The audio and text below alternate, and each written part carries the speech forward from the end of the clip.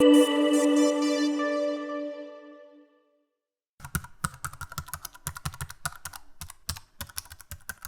y paz, amados hermanos. Quiero que vean rápidamente un minuto de las imágenes que les voy a compartir a continuación y me acompañen unos minutos en unos comentarios que haremos al respecto.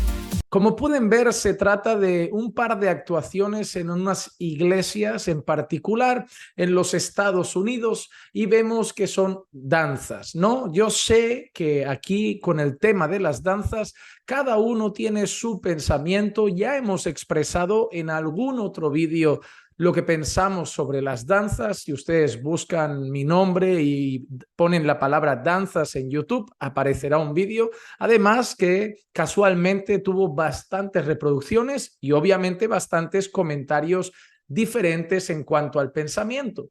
Pero ahora no se trata tanto del tema de las danzas en la iglesia, ya no se trata solamente del pensamiento de la danza o no danza, se trata del tipo de danza en la iglesia. Cuando nosotros pensamos que no deberían haber danzas en la iglesia, que no deberían haber danzas en el culto, entonces se acaba el problema.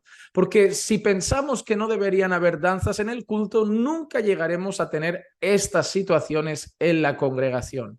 Por otro lado, en el grupo de personas que piensan que sí pueden haber danzas en el culto, ahí hay más opiniones también separadas. Es decir, por un lado tenemos la separación de aquellos que dicen no debería haber danzas en el culto. Yo ya he expresado que me inclino por esa posición.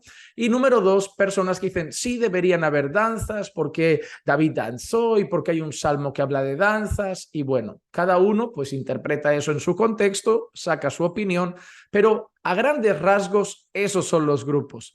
Pero dentro del grupo que considera sí pueden haber danzas, tampoco están de acuerdo en todos, porque ahora la pregunta es ¿qué tipo de danzas? Cuando tú abres la puerta a algo que se puede hacer en la iglesia y que no registra la escritura, ahora la cuestión es quién pone el límite. Y eso es interesante, porque habrá personas que te dirán, yo creo que pueden haber danzas, pero si son en el espíritu. Y esa persona te dirá que considera que son danzas en el espíritu. Esa persona probablemente verá a gente bailar algo como hip hop, algo como rap, algo como diferente, ¿no? Otro estilo y diría, esas danzas son carnales y esas sí que no deben estar. ¿No ves? Ya hay una separación. Luego habrá personas que te dirán, bueno, yo no veo nada con que haya algún poco de hip hop, de rap, sí se visten decente, pero por ejemplo, las imágenes del vídeo es una mujer bailando ya muy provocativa y sensual y eso ya no debería estar en el culto.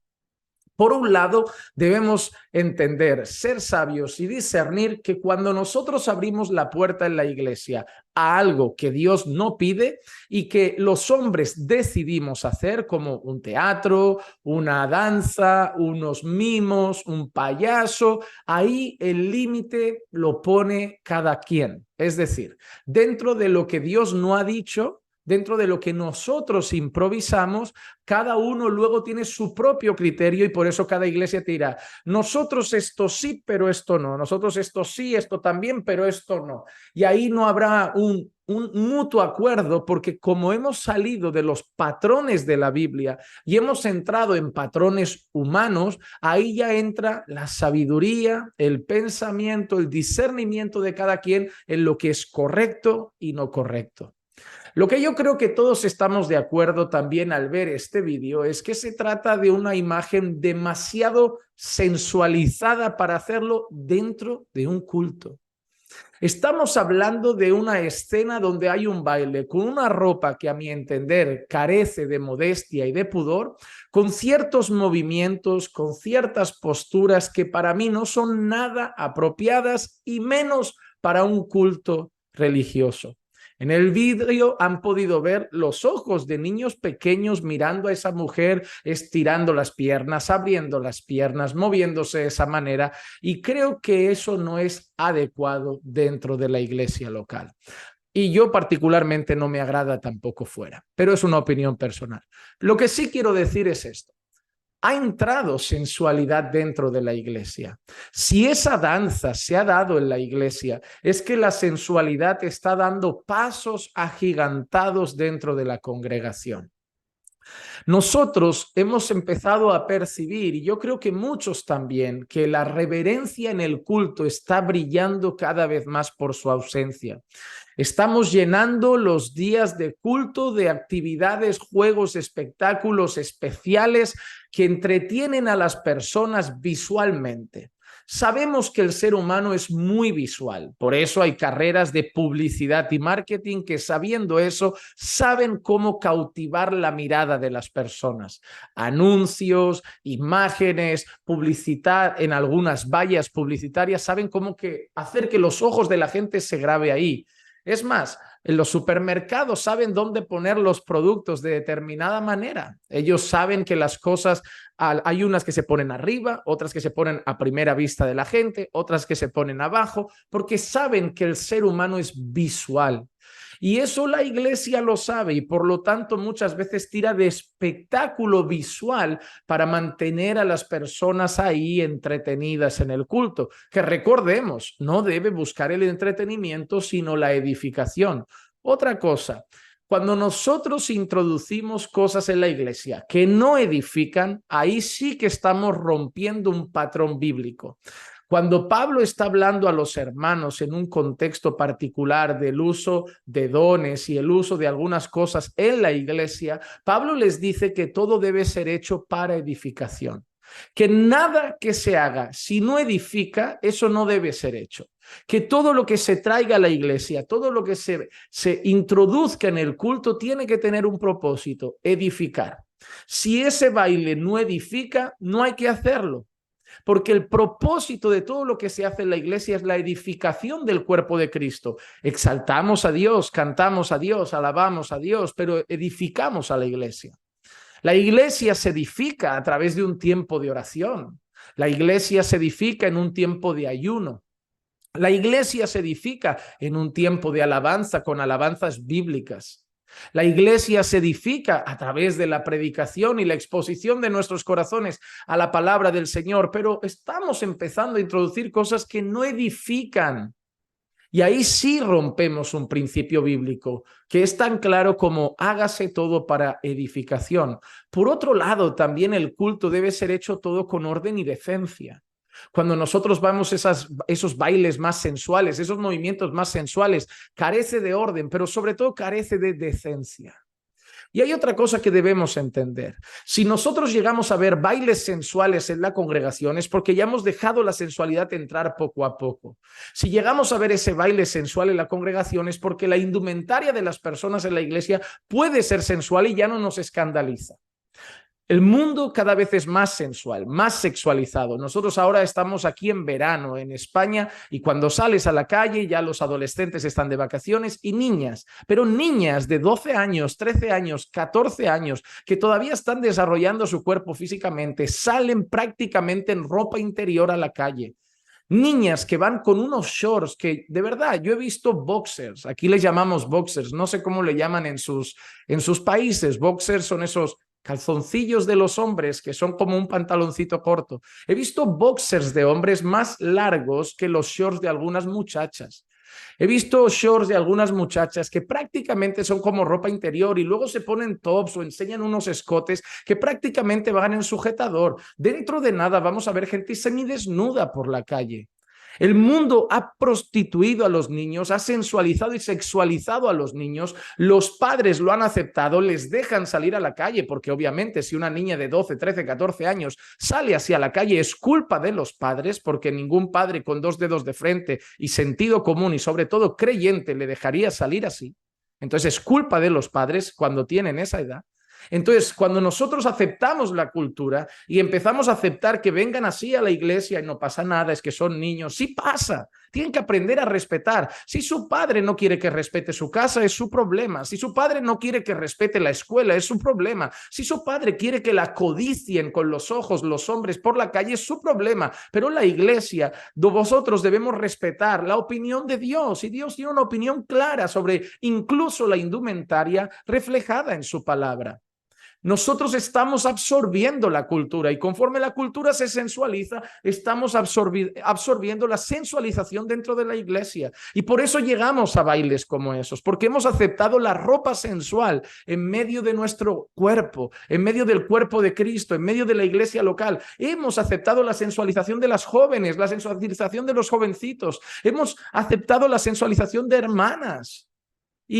Otros, hombres también, que se visten también de manera provocativa, lo hemos aceptado. ¿Por qué? Yo no sé si los pastores tienen miedo de perder gente, yo no sé si tienen miedo de que se les tache de abusivos. Es que el pastor es autoritativo. ¿Por qué? Corregir no es ser autoritativo, exponer la palabra y exponer valores bíblicos y principios bíblicos no es autoritativo.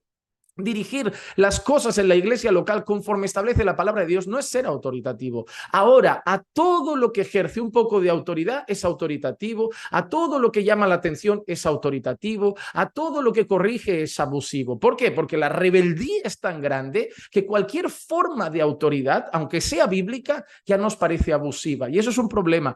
Hay pastores abusivos y hay gente tan rebelde que no acepta ni siquiera la autoridad de un pastor que quiere guiarlo en la palabra del Señor. Estamos teniendo tanto miedo de esas cosas que no decimos nada, callamos. Aunque muchos lo piensan, se lo guardan. No corrigen, no disciplinan, no instruyen, permiten todo. Luego se van a casa enfadados, lo permiten ahí y acabamos con bailes sensuales. Y ese es un problema porque la Escritura dice, no os conforméis a este siglo, sino transformaos por medio de la renovación de vuestro entendimiento para que comprobéis cuál es la voluntad de Dios, lo que es bueno, agradable y perfecto. Somos llamados a no conformarnos a este siglo. Entonces, si la sensualidad no es de Dios, debemos alejarla de la iglesia local. Debemos luchar y poner muros en la entrada de la iglesia local con predicación, enseñanza, discipulado. Claro que sí, con paciencia, con amor, con humildad, pero estableciendo esos muros de protección en la entrada de la iglesia para que la iglesia no se conforme a este siglo, sino que la iglesia camine renovada por la palabra del Señor. Hermanos amados, esforcémonos por quitar todo tipo de sensualidad de nuestras iglesias locales, sobre todo para no llegar a dar paso a esas danzas completamente inadecuadas, completamente fuera de lugar, irreverentes y para nada decentes en un culto al Señor. La reverencia en el culto se está perdiendo, la reverencia al santo Dios se está perdiendo, y no debemos olvidar que en una ocasión Dios consumió a unos hombres porque improvisaron en el culto, y la frase que Dios mencionó al Padre fue la siguiente: como santo seré tratado. ¿Estamos tratando realmente a Dios como santo o estamos creando cultos agradables a los hombres solo para decir tengo 8,000 personas y hacerlo de una manera que todos quieran venir a mi iglesia porque lo pasan bien, les gusta? No, Dios es el principal fin de nuestro culto, su adoración, su exaltación, la predicación de su palabra, la oración hacia Él, el cántico de alabanzas, la proclamación de sus maravillas, el agradarle a Él y hacer un culto para su gloria. Él debe ser el principal, los hombres no. Espero que ustedes puedan dejar sus comentarios. ¿Qué opinan de ese tipo de danzas? Cuando nosotros aceptamos las danzas, ¿ustedes qué piensan? ¿Dónde está el criterio de esta sí, esta no, este estilo sí, este estilo no?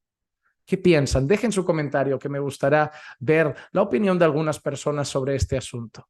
Que la gracia y la paz de nuestro Señor Jesucristo sea con todos y cada uno de ustedes siempre.